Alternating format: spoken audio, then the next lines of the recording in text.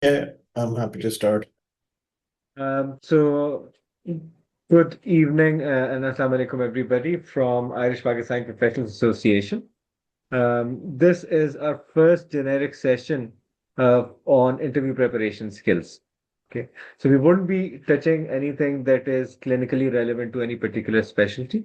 However, we will be talking through a generic approach on how on both sides of the interview panel, what we are looking at and how we expect you to present yourself. Okay, so just few ground rules before we go into it. The meeting is being recorded. If anyone has got any problems, they can reach out to me. However, the meeting will be recorded and will later on be shared on Irish Pakistan Professional Association's YouTube channel. If you have got any questions, please put it in the chat box and we will try to get to you. Throughout the meeting, I would appreciate if everyone can keep their mics on mute and your cameras turned off as well. Okay, because it is very important.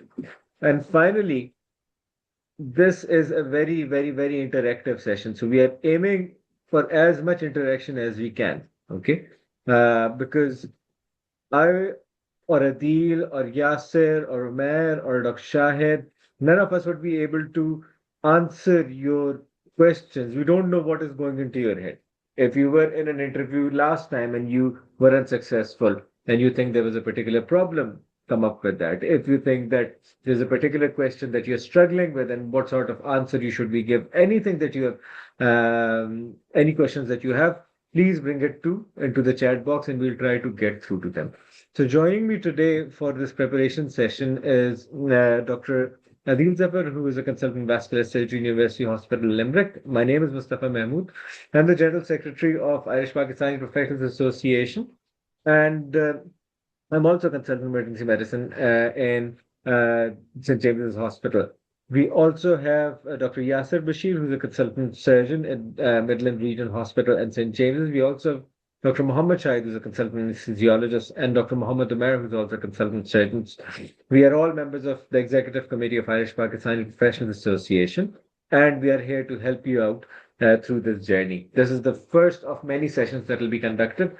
Uh, Most of our following sessions will be for our registered members only, which will be specifically for specific specialties, for example, emergency medicine, medicine surgery, general practice, and so on. So without holding any further, I'm going to give the screen to Adil, who's got a very good layout of what we are looking for and what we expect. Assalamu alaikum, everyone. So I'm just going to go through the few basics of an interview skill, the generic things that we do at every session that we do with a bunch of groups. But this is generic. This is to build off, and the more you practice, the better you'll get at this. So interview skills, the first thing is knowledge. Okay, so this is very important, but not the only thing.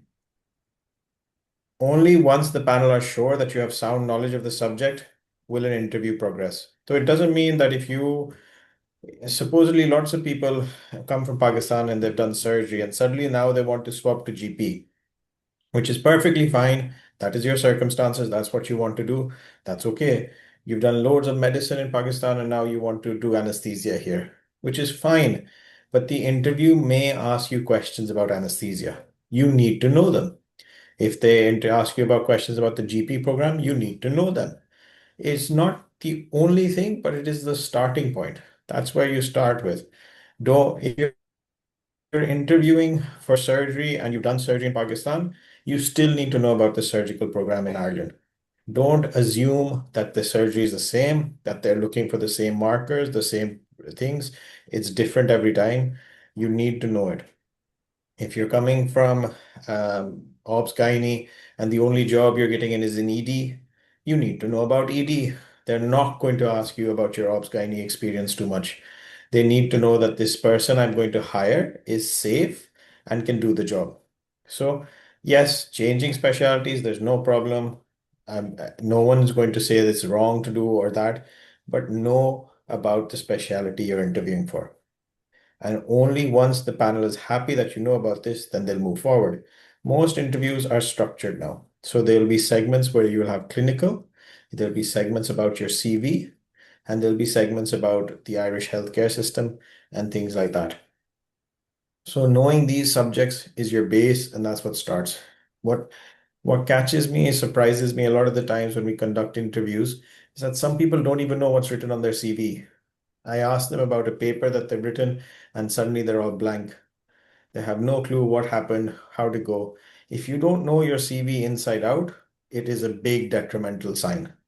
You need to know your CV. Please, please look at your CV a day before, 2 days before. Know the papers. Anything on your CV is fair game. If you've done an obscure paper 10 years ago, if it's on your CV, the interview panel can ask about it. So do not mess that up. You need to know that. Make sure you know about your CV and all those details. It's something that is very, very, very, very important, and something that I see is lacking a good bit of the time. Uh, because people have done loads of work, and then 10 years ago, they might have done a paper and they've completely forgotten about it, which makes it very hard when you get asked a question whether it's relevant or not. The next important thing that most Pakistani doctors struggle with, I find, is that an interview is not a viva. It's not, you don't just need to answer the question, you need to tell them about yourself. Yes, you do get asked questions. Yes, you need an answer. In the answer is an opportunity to tell the panel about yourself. You need to know your knowledge is good, but you also need to be a good candidate for the job. So don't treat it like a viva that I gave the exam answer and expect, oh, that's good enough. I'll get top marks. There's not marks. They need to know about you. They want to hire you, not your knowledge. Knowledge is important and it gets you over the starting point, but it's not the first thing and the last thing. You need to be able to sell yourself at an interview and present yourself well. And this is something that we come across again and again. People answer the clinical scenario quite well, but they don't incorporate themselves into that answer. Or people will give an example of an audit or a research, but they don't put their audits and research in. And that's something that comes with practice. Um, this is what I was trying to get. You need to get yourself across to the panel. The panel needs to be aware of your unique qualities and your qualification because they want to hire you. If you do not tell them, then nobody will. They're not going to read through 100 CVs. It's just not possible. And when we go for the HST or CST interviews, um, correct me if I'm wrong, Mustafa, you had 100 or something the last year to go through in one day. Yeah, Yeah, 180 so in 1 day. 180 in one day, you're not reading that many CVs on one day. It's just not possible. And yet, no, we're not given CVs beforehand. We're given it on the day. Um, you skim through it, but you can never read through the whole thing. So if there's something important in your CV, something unique, something that you want to tell the people, you really need to come forward and tell them. If you don't tell them, then no one else will. You need to make sure that you can tell them. So you need to sell yourself. And I'm not going to lie, this takes a lot of practice. You need to be able to tell them what is important in your CV, why it's important in your CV, and why they should hire you. Sorry, I'll go back. So points that you need to get across. I've always told people to do this is um, uh, you need to choose 3 or 5 points in your CV that you think are ridiculously good and that you can't leave the room without telling them. And you need to tell them. So in your CV, if say you were the captain of the cricket team, and that's important because it shows leadership, shows that you know how to run a team and that you can do things, that's fine. You do that. If you have done 10 researches, I haven't read through your CV, especially if sometimes the CVs are 30, 40 pages. I don't have time to read through all of that. You need to tell me, look, this is what I want to do. These are the most important researches. This is the most relevant to this field, and you need to bring that up. So don't shy away from things that you have that are good on your CV, but you need to tell me about them. It's not my responsibility to find them out. I'm not going to be there dragging out that information from you. This is not a Viva. The examiners are not trying, or the panel's not trying to get an answer out of you. They want to know about you, and you need to sell yourself. Um, slide. So this is just an example, and it's a very short presentation, so there's only two more slides after this. If you're asked about an answer, the most common answer we get is if you're asked about an audit. An audit is a quality assessment tool which allows you to compare the task and best practice guidelines. But look at the answer below. If someone says an audit is a quality assessment tool that allows you to compare the task best practice guidelines, I myself have been involved in 3 audits, 2 of which I have completed the loop and managed to install a change in the department and made a positive impact. That answer tells me so much more. The top answer, yes, you have the knowledge, but the second answer tells me you have the knowledge and you have the drive to implement it and do it and bring about a positive change. The person who gives me the second answer is a lot more higher on my shortlisting on the panel to go ahead. If the panel asks you, what do you think of training? And the potential answer is excellent resource, helps reduce learning curves and obtain key skills. But then look at the answer below yourselves and tell me what do you think is better. Now, you don't need a very long-winded answer. You need to be able to tell them about yourself in that answer. And if you can't tell them about yourself, then there's not really much point. Each question will have an opportunity. Some might, some won't, but majority will have an opportunity to sell yourself and to go forward with this. These these two things are by far the most basic things that you need to be aware of in an interview. And this I can't stress enough. In an answer, you need to switch we with when is appropriate. Now, I won't say that you need to lie about it or change anything, but you need to make sure that you can say it's that you did it, not the team doing it, because the interview is about you. And make sure that you tell them it's about you and not the team. Yes, you did it with the team, that's fine, but currently at the interview, it's about you. So make sure you put that forward and switch the we to an I did this, I did that, or we started this off as a team, but I had this role to do. We are work as a team, but this is my role in the team. All these kind of things where you change it to show and highlight to the panel that you're important and that you're essential. And you need to tell them that. Research, find out from your old candidate what the questions are. They'll most probably repeat it. It's a very common template now. There's very structured behind it. And it's very rare that you'll have a very different question, but listen to the question properly. People have rote learned the answer to a question, and when the question wasn't the same, they gave the wrong answer, which looked really poorly. So you need to learn, listen to the question, but getting good idea of what the questions are from beforehand will help you a lot. And that will help you practice and get better at your answers with the vivas and the interviews. This is by far the most important slide. When you're doing an interview, practice with a mirror, practice recording your voice, practice recording a video, practice with your colleagues, practice with your consultants, practice, practice, practice. And this is something that we do in IPPA a lot. We'll put up sessions for practice. We'll do it in obs gynae, we'll do it in surgery, medicine, GP, and all the specialties to be a bit more specialty based. And plus, it reduces the numbers for us. When we have a lot of people, it's hard to give individual attention. So, but we do try to do all of them. Mustafa will generally lead the ED one, and myself, Yasser, Umair, will all be going in for the surgery. Shahid Bhai will go in for most probably the anesthesia one as well to help out. So it's all, we all help, and we've all been on both sides of the panel. This side giving the interview, and then the taking their interview. The more we can tell when a person's practiced and they're prepared for an interview, whereas someone's just coming in to try it. And if you're going to try or wing your interview, okay, typical, oh, देखते हैं क्या होता है, अल्लाह की मर्जी है, and you're not putting in an effort, it shows. And that does not appeal to me to hire you. Someone who's come in and is putting up an effort and say, look, I'm going to try my best and Allah will hopefully do the best for me. It shows as well.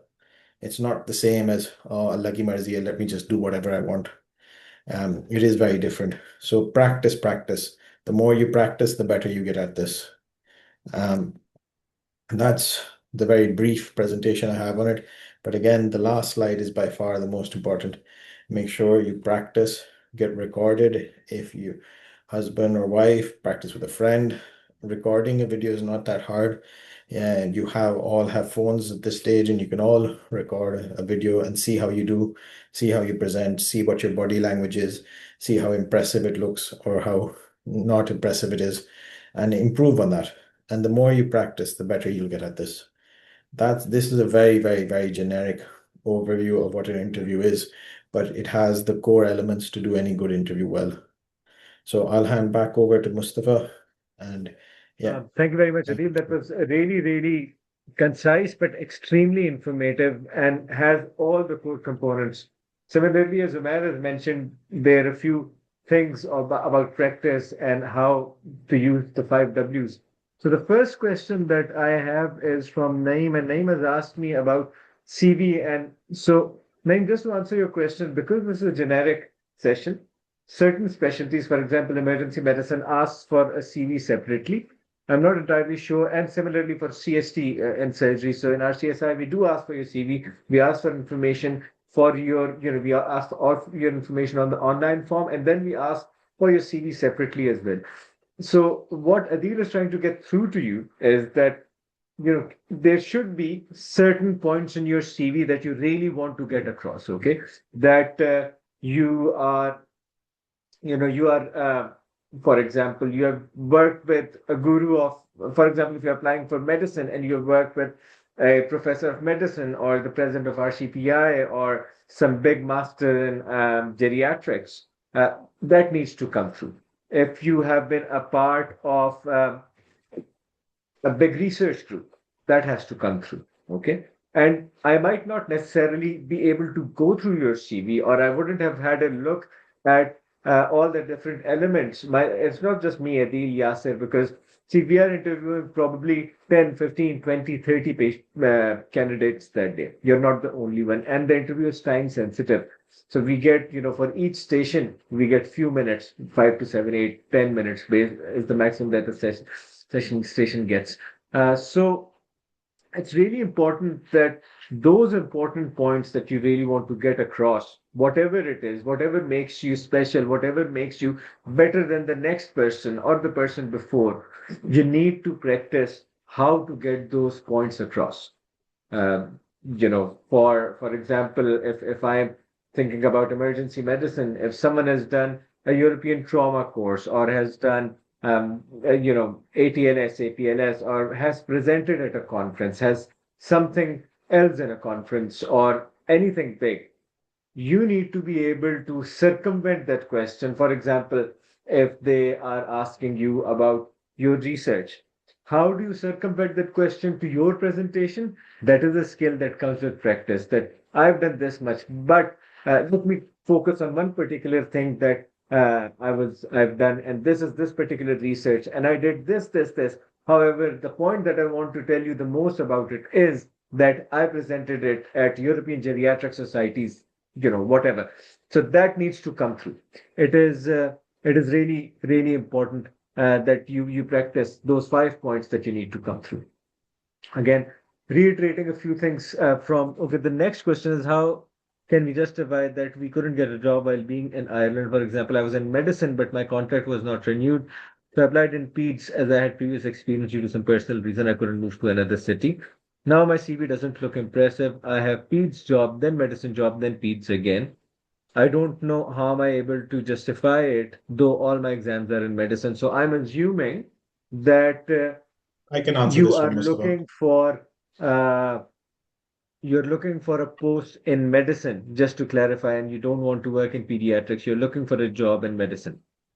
So, uh, Mustafa, regardless if it's medicine or peds, they basically need to be able to sell this. Take the positive points about each job and say, look, if you're applying for peds, say I did medicine, I learned medicine, I know how to deal with adults.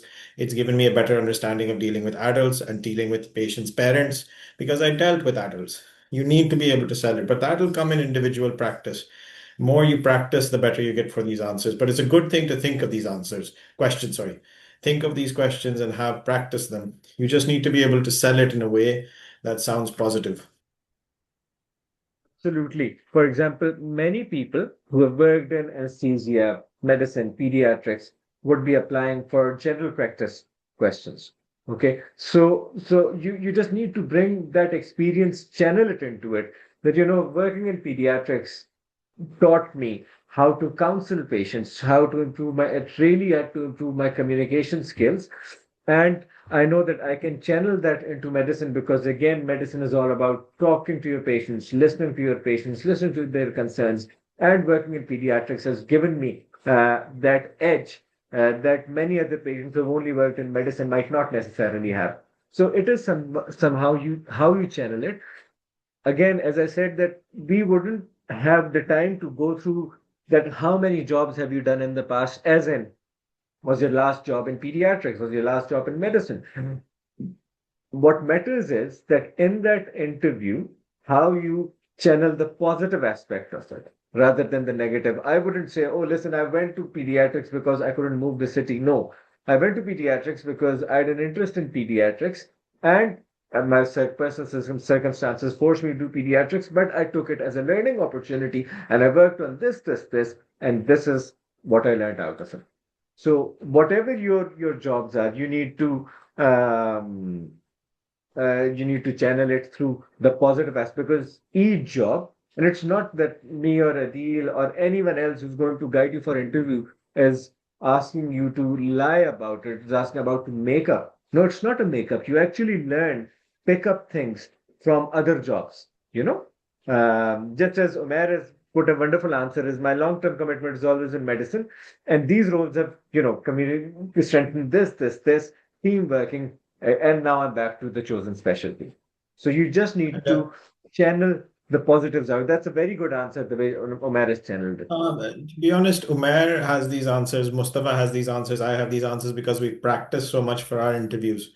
We've gone through our CVs with a fine comb and we think of what can be negative, how do we put it in a positive light. If there is nothing on my CV, I need to shine somehow. I need to shine better than the next person or the person before me to get interested in this. So, yes, it's more about practice. Find those things that are important and then just keep going with that. But that will come with a lot of practice. Saira, your question is similar enough that you're switching careers. Like I'm working in a CGI and you're applying for your GP practice, and your CV is mostly anesthetic experience. So, just in the past, when GP scheme interviews were changing, myself and Adil, on behalf of IPPA, reached out to the national GP training leads, and we asked them that, what is the level of experience or what is the level of information and knowledge that you're looking for when you're selecting a GP trainee. So, the first and foremost, they said is we are looking at the level of an intern. So not having that exposure doesn't matter. Again, Sarah, how you channel that experience that while working in anesthesia, what you have learned, how you have dealt with, and how you can use the same experience while working in general practice. You can be a general practitioner with special interest in pain management. You can be, all these things. So there's so many positives about working in anesthesiology, pre-op assessments, learning about dealing with difficult patients, clinically more morbid state patients, pain management. There's so many positive aspects of each and every job that you have done. So it is just that you're irrespective, regardless of what your CV shows, on that day you need to see, just as Omer said, that this is what I want to do. And I've worked in anesthesia for so long, but I think that I'd be more suited to general practice, and I'm bringing all these things uh, from that. So, and it's good that you've done audits and QIPs, and you just bring that across that, while working in anesthesia, and sometimes you just flip the coin. You don't focus that much on anesthesia. That gave me the opportunity to work on quality improvement, and I've done this many quality improvements. I've done this many projects, and this is what I want to bring to the general practice. Working as a GP, I think I would have special interest in quality improvement, and I understand the general practice. QI general practice is a difficult enough thing, so this experience and my experience of presentations and conferencing, everything. You should be mentioning anything and everything that is makes you better than the person before and the person after you. It is a race. If you don't mention it right now, you will never get the chance to mention it again. And rather than thinking back that, oh, I should have mentioned it then.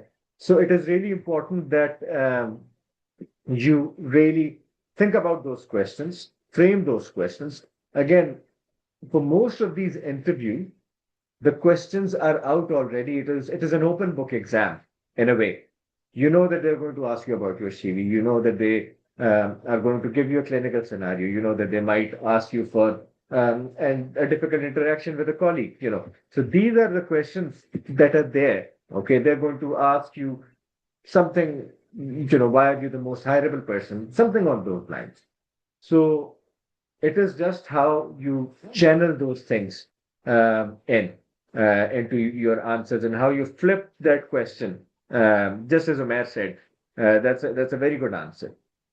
What resources Mustafa, did you use? Yes, Omer, Mustafa, please. sorry, Yes, do you mind if I just pop yes, in? yes, yes, please. So I think you guys have explained it very well, especially yourself and Adil. And I 100% agree that it's more about how you channel your answers in the interview rather than being a specialty that you've been a part of or a specialty you're trying to join in. For example, even if you're in anesthesia and you want to join a GP, or you've done your experience in peds and you want to join into medicine, I think the answer is very plain and simple, that no matter what specialty you're in and what specialty you want to join, it's more so what experience you have gained, what things you've produced, and who you are, and that situation and that task that you've achieved during those years or during those practices, how you channel it and how you're going to use it in the specialty that you're applying, essentially, irrespective of which specialty you've worked in and what you're applying for. So I would second your thought and Adil's thought on that. I think and that's where the most important thing comes into play, which is actually how you practice, and you know your CV the best. So how you practice your answers, how you build your answers on every single aspect of your CV is going to shine when you're sitting in the interviews. So again, back to Adil's point, practice your questions and your answers, how you're going to, move from one specialty to another. And it's okay to move, but how your experience that you've gained so far is going to contribute to the new post that you're taking up. So practice it. Can I come in for a second here? Yes, yes, yes, please. Yeah. Yeah, so I will definitely agree with Umair here that you are the best person to know your CV, and you know that what are the sticking points where they are going to ask questions, your change of different specialties and things like that. And nobody want to hear negativity and excuses in the interview. We also always want to know that what are the lessons you have learned, what experience you have gained during this thing, and it always use positivity in. I went to this specialty and I learned that from this specialty, how to deal with the adults, how to deal with the peds. Don't bring excuses into it that, oh, I could not get a job. No, you don't need to tell about that you went into this specialty because of a difficult job situation. You say that I went into pediatrics, which gave me an opportunity. So it's all about positivity. And then the second thing is that nobody is hiring your knowledge, they are hiring you. They need to know that you are a fit for this job. And then any question they are going to ask you, maybe an audit or something like that, you answer the question, and then you start mentioning that when I did an audit, in that audit. So especially if they are asking you about what is the standard in an audit, you tell that about it, and then say, when I did an audit, I used these two. There were two standards which I could use, but out of that, I used the NICE guideline as an audit. When they are asking you about interpersonal relations and with the colleagues and how we can solve them, you mention that, but then say, oh, when I had a problem with my colleague, I dealt it with like that. They are trying to hire you, not your knowledge. So they want to know that whether you are a fit for this training program and you're a fit for this job. Thank you, Yasir. So again, And channel Mustafa, your positivity. Yes, can I say something here just yes. to add on, because we're all Pakistani background, and most of these people might have done their fellowships and things in Pakistan as well. Now, another important key factor to remember here is that all your training or all your structured, so remember these words, all your structured training pathway in Pakistan contributed to your professional growth. Okay. So never, ever, ever take that negatively. Make sure that you highlight your structured training pathways that you've been through, what you've achieved so far, and how it has actually made you a better person now as compared to what you were before. So all that will be counted and accounted for. And if you have done something back home, if you have been through a program, or if you have done anything at all, just make sure that it counts. Okay. Make sure that you mention those things and make sure that you highlight your progression throughout that. Perfect. Very good. So, and again, channel all positive things about yourself. And again, as Yasser said, you're being hired to be trained. So, remember that your clinical skills are secondary. Your personal skills come forth more so, because I'm hiring you at a basic level and I'm hiring to train you. If you're trained already, you wouldn't need. Anusha, is it true they don't consider registrars for BSc training? I wouldn't be able to say about medical BSc specifically, but I don't think that is the scenario. What I do know is that this question is often asked, and a good answer to this is that because you want to get formally trained, you have ample experience but no formal training, and you're looking to be trained formally to rotate through various different specialties and to get the opportunities to train and to improve upon your skills.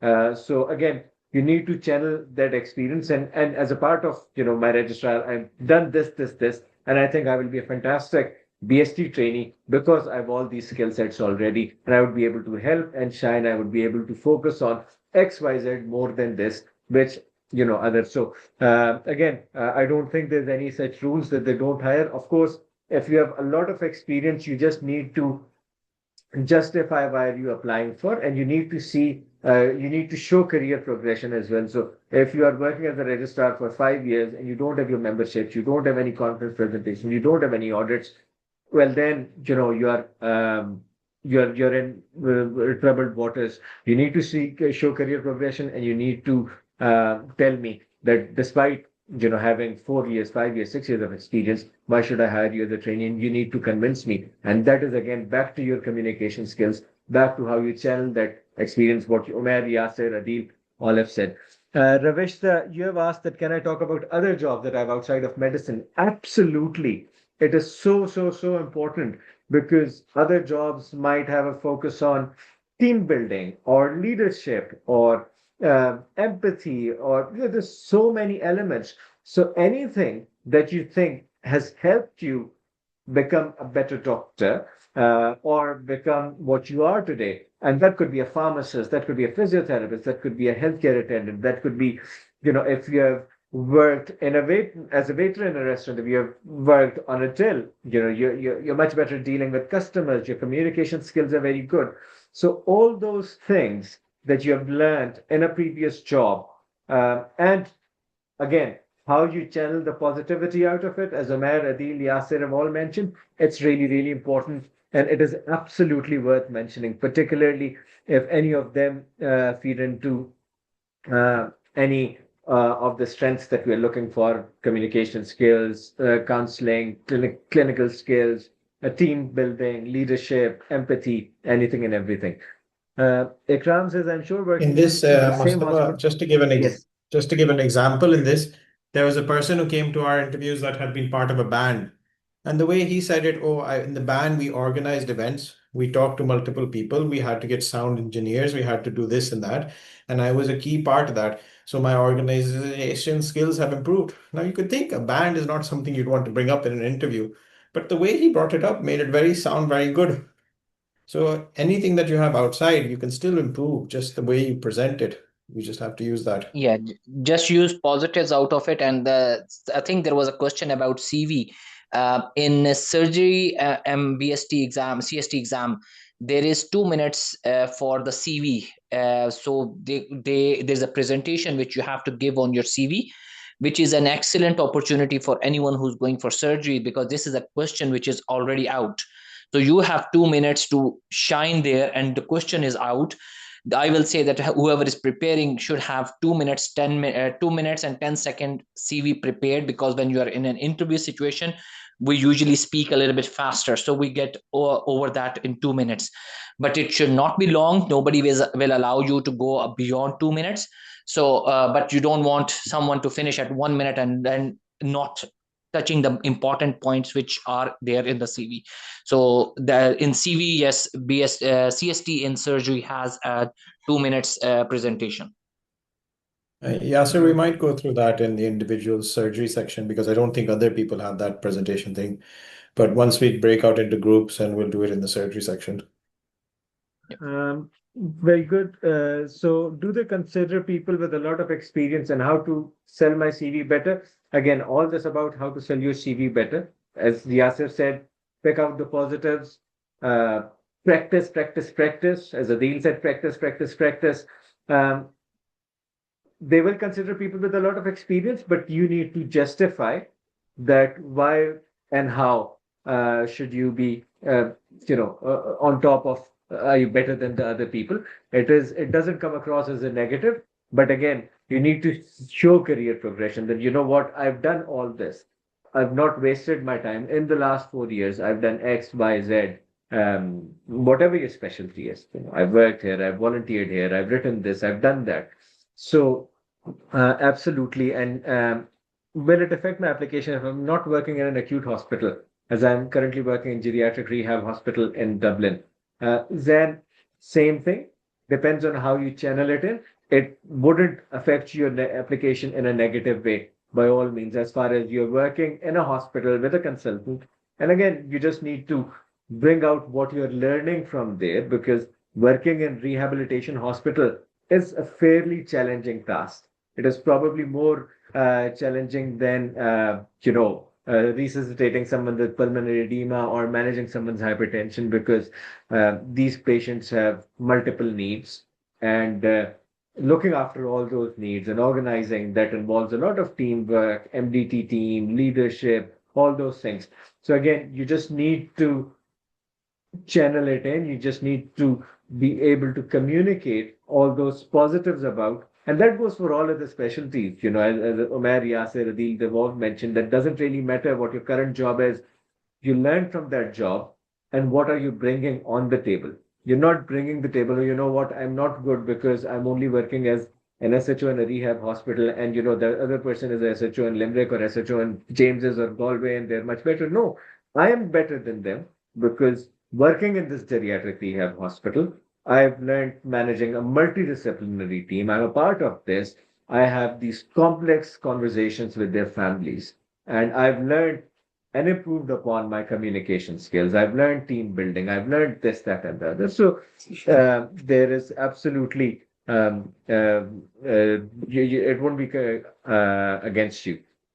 Shall we mention FCPS? I think, Omer, you have to it already, that you should definitely mention your FCPS, and you should, again, mention that what you learned there, as Omer said, how your practices have changed by working in Ireland. Despite having a fellowship, you have learned, you have improved yourself. You can correct me, Yasir, or Omer, because you guys have done your FCPS, or Omer, you have done your FCPS training.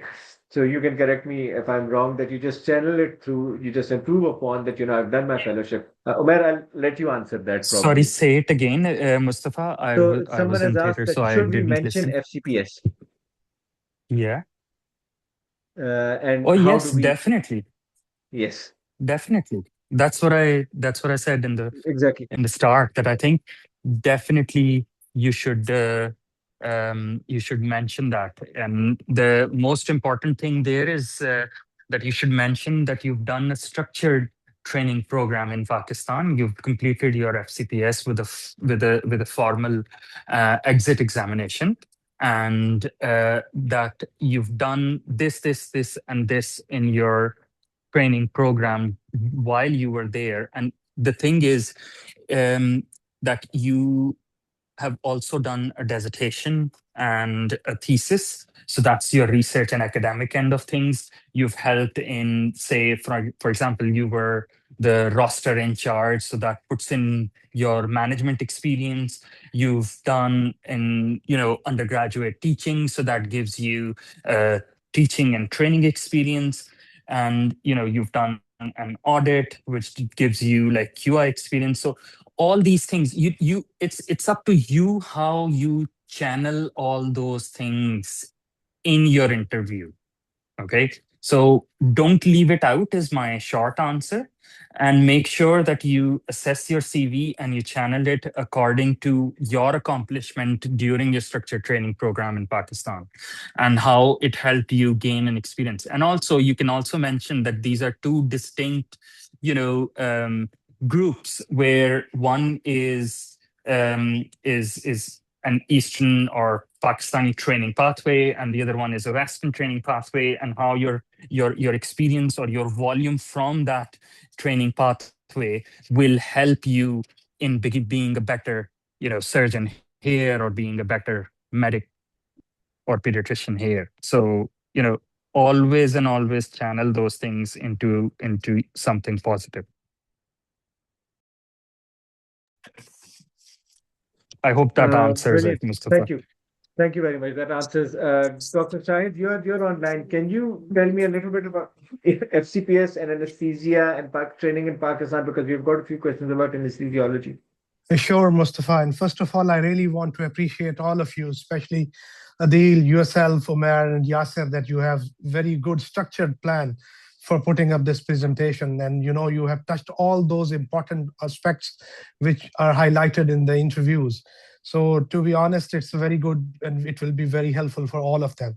I want to highlight, because my background is from the anesthetics. So I have also done FCPS from Pakistan. So that is why and I'm also the part of the credential committee of the College of Anesthetists here. So your training is equally accounted here. And for the full duration of 3.5 years of Pakistani training, you can get a credentialing of 1 year here in Ireland. That's why your system, either it is surgery or anesthetics, it is very well known. That is why how Omer was telling that we need you, when you are presenting yourself in the interview, you need to emphasize on your training, tell them that you have a structured training program, and that will be equally validated. And that will give you an extra boost. So never ever shy hiding your training back home, because that will give them a bit of a confidence that they're hiring the people who know the basics, and then they have to go from there onward on their training programs. Thanks, Mustafa. Thank you. Thank you, Dr. Shahid. Wasif, I see your comment there that last year in BST interview, the panel didn't give a chance to speak about CV or audits or QI projects. Again, the panel will have only a few things in front of them. And they're the same questions they're asking over and over again. How do you turn it around? So, for example, they were more focused on what is audit. It is a very common question. Okay, it is a very common question. What is an audit? And Adil, will I jump back to you if you're free, because this has been something that you have encountered in your HST and BST interview twice. Yeah, sorry. Well, audit thing is a very, very typical common question that you get asked a lot. Again, it's about how you sell it. If you've done an audit, say about it. If you haven't done an audit, say that you want to do an audit and you're learning about the process, have the knowledge of an audit. It just depends how you sell that answer. But they'll always give you an opportunity to, like, even if they don't give you an opportunity, if they're asking you about research and say, oh, I haven't done any research, but I've done 3 audits, or audit. I know what an audit is, but currently I've done 2 researches and they're published here and there. You can flip the answer that way. But Exactly. So you it do is need just about to, selling your audit. yeah. Sorry? It's just about selling. So if the question, if Yeah. Vasif, you were asked, what is an audit? So there's two ways to answer. One is the textbook way. An audit is this, and you compare it against this, and you full stop. And the other way of answering is that I know that audit is this, and you compare it against a gold standard. Like, I was just doing this audit last year, and I did this, and I did that, and I did this. So you need to bring it out yourself, and I wouldn't specifically ask you about it, but you need to bring it in yourself. How to, again, that's your question is answered in that example. That and you just bring it back to yourself. Similarly, what is BST? One is a very textbook answer. It is 2 year structured training program in medicine. Da, da, da, da, da. But then you need to know the details. You rotate through this. You have to be on call this much. You have to do this. You do this. You have to. So again, it is just how you sell it and how you bring it back to your CV. Nabila, radiology training program in Ireland. So absolutely mention your prior training. If you are applying for a 4 year training in radiology, please do mention your training. We can't stress that more than enough. Dr. Shahid has alluded to it. Umair has alluded to it. Yasser has alluded to it. It is really important. Whatever you have done, from whichever country you are, whatever sort of training you have done, back home in Pakistan, India, Malaysia, Nigeria, wherever you're from, that needs to come through.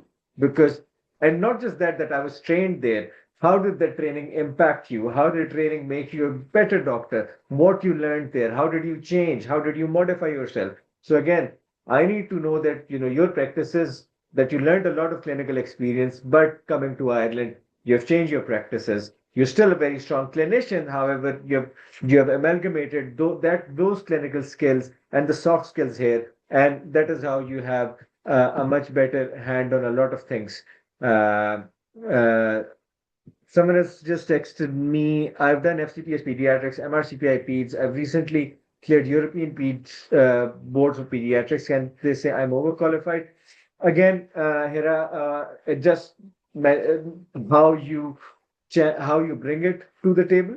That how all these things are going to make, and what is the need for you to train, going to make you a better training, give you a more edge.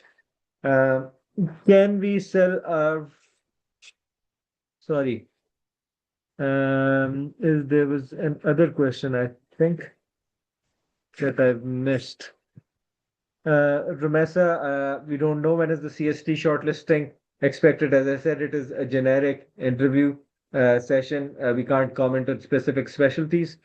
Again, Sadaf, scoring system vary from college to college, from specialty to specialty, from interview to interview. Again, this is a generic session. We will be, again, IPPA has a specific interview group for obstetrics, pediatrics, gynecology, surgery, general practice, emergency medicine, internal medicine.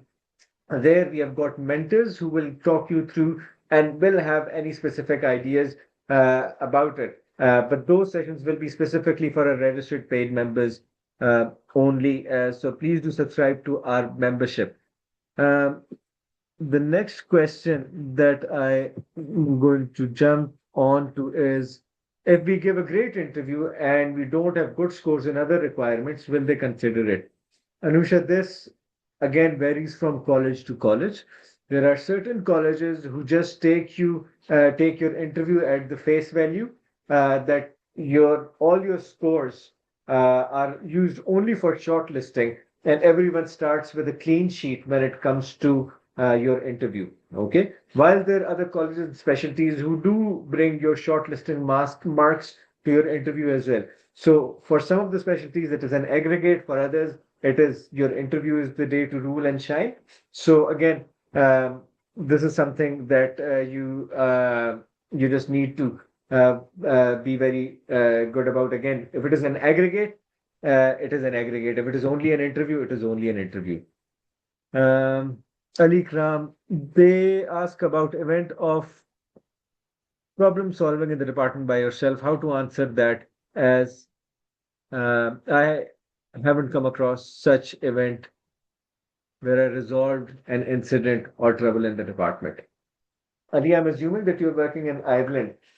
So being able to solve a trouble does not mean that, that you'll be expected to look after an intoxicated colleague or something that is very, very complex. A simple problem, for example, a communication error with your patient's attendants or patient's family or with the patient. How did you work upon it? How did you improve it? What rules did you bring in? How did you work on it? So it is very much about your problem solving skills, and that problem doesn't have to be a management or a HSE level problem. It can be something very simple. For example, uh, you missed a finding on an X-ray. How did you look at it? So I reflected upon it. My consultant discussed this with me. I looked at the X-ray again, and then I reflected upon it. I, subscribed to a certain radiology journal. I looked at it, I read about it, and then since then I discuss all these X-rays, and I think I've improved. So it is not about any incident or specific trouble in the department. Anything can be an incident or trouble, and how you deal with it. So it is just that you have to have a framework about information gathering. That you gather the information, you reflect on the information, you come up with the solutions, and then those solutions should involve making sure that these problems don't happen again. At a BST level or at an entry level, we are not expecting you to be problem solvers for our departments. Yeah, Um, I would just want to add on one thing. Many times people have these answers. So we had a dispute in the department. A patient was referred to us from emergency department, and the doctor was very rude and blah blah. And then they give an answer which circumvents the person. Oh, I went to his senior and we both agreed on a plan. You are not solving a problem, you are just bypassing the problem. So when these questions arise, you have to be shown to resolve the issue. It does not have to be a very big problem. Many times a conflict in the rota, two people taking holidays on the same time, that can be you. There was a communication issue. We sat down, we discussed it, and then we realized that one person is going back home and he has already booked the ticket, so we changed. The other guy was flexible, we changed the dates and the problem was solved. It does not has to be a catastrophe at a HSE level, which you came up as a Superman and you solved the problem. No, it has to be very simple, but you seem to be a good person in communication, solving the issues, the simple issues, but you should look like that you have solved something, not circumvented it. Because many times people give the answer in the interview, and we said, "Oh, you didn't solve the problem; you just circumvented it." So that's a proper answer is where you found a problem, you again went through all the steps, gathered all the information, and then you resolved the issue. And again, this is a question that will be asked in most interviews. So please prepare for it. And one thing, don't come up with something, don't make up something. Because Yasir, me, Umair, Shahid, Adil, we can tell you that we can very quickly catch you out when you are making up something, when you're lying in your interview. So this is a question, and all of us have had some sort of problem in the department, outside of the department. It is impossible to survive 3 months in Ireland without, or in any other health system, without having, without making a mistake or coming across as in a communication error or something like that. So it is how you it is about your problem solving skills. It is not that we are looking you to solve the health crisis in Ireland. It is just how good a problem solver you are, and would you be calling me for everything? And of course, remember that there are times when you need to escalate because it is a BST level interview. If there is an element that you need to escalate, you should know the ladder of escalation. I'll escalate it to my registrar. However, on my own thing, I'm going to try and do this, and I speak to them and talk to them and look at this and give this or whatever. And again, remember, it is about you. It is not, we are not checking your knowledge, we are checking your personality. We are there to train you for the next 2, 3, 4 years of your training or 7 years of your training. So again, it is IVY. Um, you couldn't find any information GP interview format again, please, Saira, ask on our GP training subgroup if you are there. And the people who were in GP training interviews previously, they will guide you. So we can sell ourselves high because I was thinking they need fresh graduates. Anusha, yes, there is a drive amongst all specialties including medicine, surgery, to look at fresh graduates, to look at younger people. However, that does not mean that we are not going to be hiring people of a certain age, of a certain experience. What you need to show is career progression in your CV. If you've been working for 6, 7 years, someone said that they've done MRCPI, European board, this, that, and the other. Again, you need to tell me, you have to convince me, and it is your job that you are the best person for the job, that you will add on to the training scheme, that training scheme is going to add on to your situation. So you can oversell yourself, you can undersell yourself. It is just how enthusiastic you are upon your getting that job. And Mustafa, this question has been coming back again and again, that people are asking that I'm overqualified qualified, or I am too much of an age. There are 9 different criterias for which, if the interviewee seem to have a bias, this is an offense.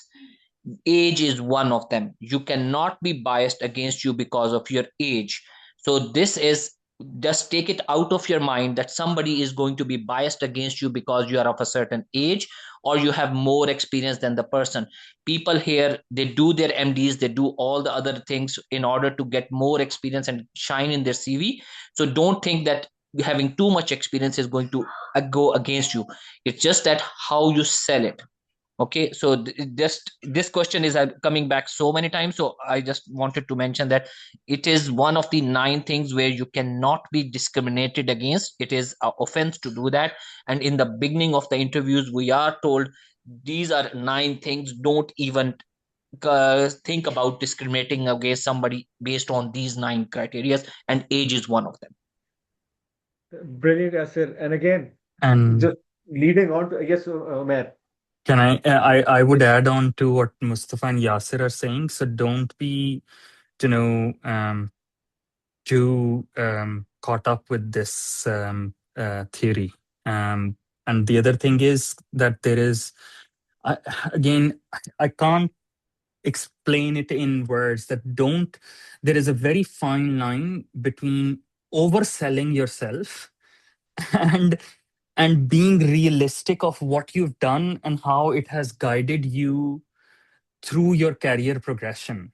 Okay. And I think I can see Mustafa's head nodding there in the background. There is a very fine line between overselling, okay, and and your achievements, and there is a way of putting your things into perspective of how they have helped you in your career progression, and how those things have made you a better, say, surgeon, for example, and that makes you the best candidate for the job. Okay, so there is a fine line between them. So be mindful of those things, that there is a very fine line of how you oversell yourself versus how those things have actually helped you to be a better person, and how that suits your current job application. Absolutely, absolutely. Very important. And just based on that age point, again, remember there are 2 different things. You cannot be discriminated against your age. However, if you are working in a particular specialty for last 6, 7, 8 years and you have not shown any career progression, that will go against you. Okay. So, for example, you have not done your memberships, or you haven't done any research, or you haven't done an MD, you haven't done other things that your colleagues, your Irish or other colleagues who are in the hospital have done. So that will, of course, go against you. That, you know what, I met this guy today at the interview. He's working as a registrar for the last 8 years. However, he hasn't done anything else. That's not your age. That is the lack of progression. So you just need to balance them both out. How to make up for a gap in the CV? Be upfront. Why did you take a gap? Helping your family, building up your, and again, that is something that we cannot discriminate, unless, of course, it is a 6, 7, 8 year gap. Few months here and there, no one will even ask. As Adil, Omer, Yasser have alluded to, you won't even have the chance to go through or look at your CV.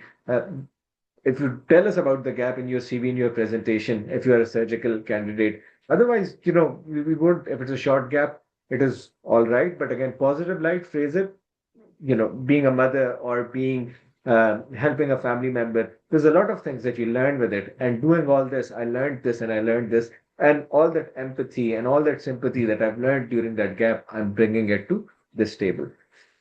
Ravishna, there are many commercial uh, resources that you can look online. I wouldn't name a particular resource because that would count as an endorsement. So I wouldn't endorse any particular company or commercial place. There's plenty of interview preparation website stuff and videos from our previous interview prep courses on IPPA website, which is www.ippa.ireland.ie. You can go there. There's a video section. You can look at our YouTube channel. There's a lot of previous educational material on all sorts of interviews there. Any particular working in big hospital, busy ED make a difference compared to a peripheral hospital? Ali, you need to, again, if you're working in a small hospital, there's a lot of challenges that you bring from there. How those things have made you a better doctor. So it doesn't make a massive difference as far as, you're communicating it, you know the challenges, you know the differences, and you know how can you improve upon it, and what you have learned in that smaller ED or a smaller hospital, and how would that help you work in a bigger, busy ED? It is not that if you're working in, a small hospital, which has got a 5-bedded ED compared to someone who's got 55-bedded ED. No, it is just that you need to be aware of the challenges. You need to tell me what you have learned there and how you have more. Working as an RMO at private hospital affect HSC training in any way? Is it necessary to do on calls to be eligible for training? Anusha, I don't think it is necessary to do on calls to be eligible for training. However, during your training, it would be you will have to do calls. And of course, working in a HSC hospital, small or big, is will give you a more positive edge because someone from the interview panel might know you. People would know that he's worked with so and so consultant XYZ, and we know that private hospital work life is very different from NCHDs working in a HSC. So that may or may not have an impact on the way someone interviewing you might look at you. But again, Mustafa, I'll jump in for a second. But Yes. again, Anusha and I think Ali was the last one. Both of you had pretty much similar thing comparing big hospital to a smaller hospital or HSC to private. Again, it comes down to how you present yourself. Okay, Absolutely. so what are the pros and cons of working in a bigger hospital versus a smaller hospital? What you achieved in those years, how you showed your career progression. Again, working in a private hospital versus an HSE hospital, what were the facilities that were good in a private hospital that you got more stuff in, and you got to experience more stuff in the private hospital as compared to more elective work, more this, more that, and on a drawback, you missed out the opportunity of a bit more of the acute stuff, which you would probably make up if you get the training scheme, blah blah blah, and how you spent your time in a private hospital, you did research or you did an MD while you were working there, or even if you did the private work while you were on, say, for example, a mat leave or something, you wanted to take some time off because of maternity or whatever and family and stuff,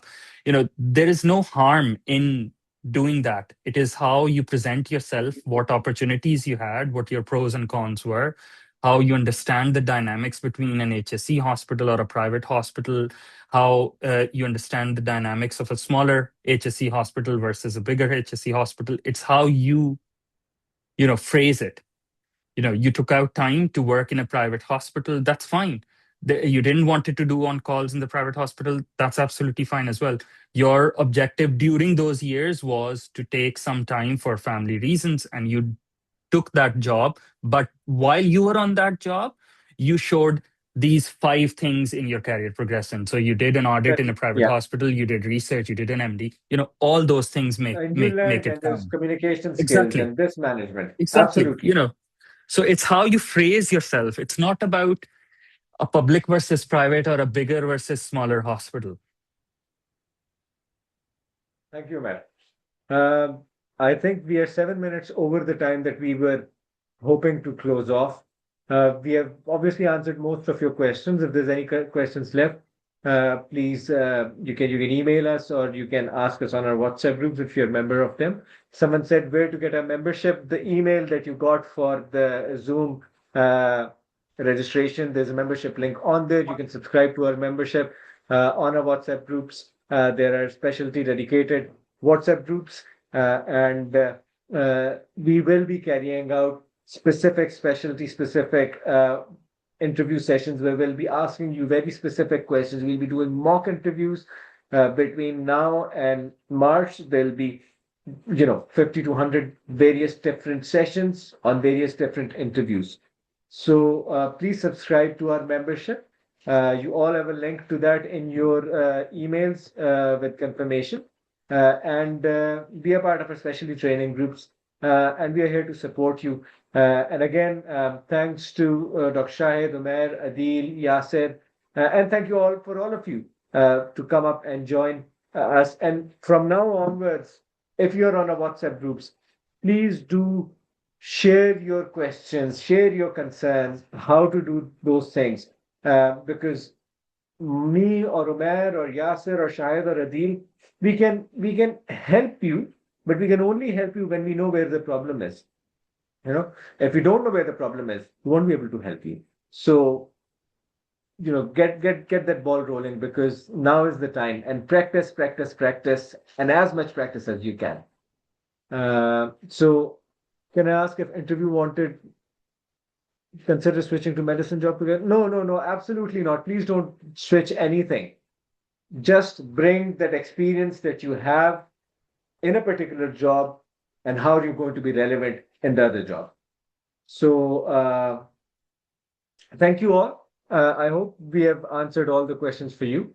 And if this has been such a successful session, we might do another one next week. But again, we would like to know on our groups if you're interested in another session next week. Good luck. All the best from all of us here at Irish Pakistan Professional Association. Thank you very much. Good luck, everyone.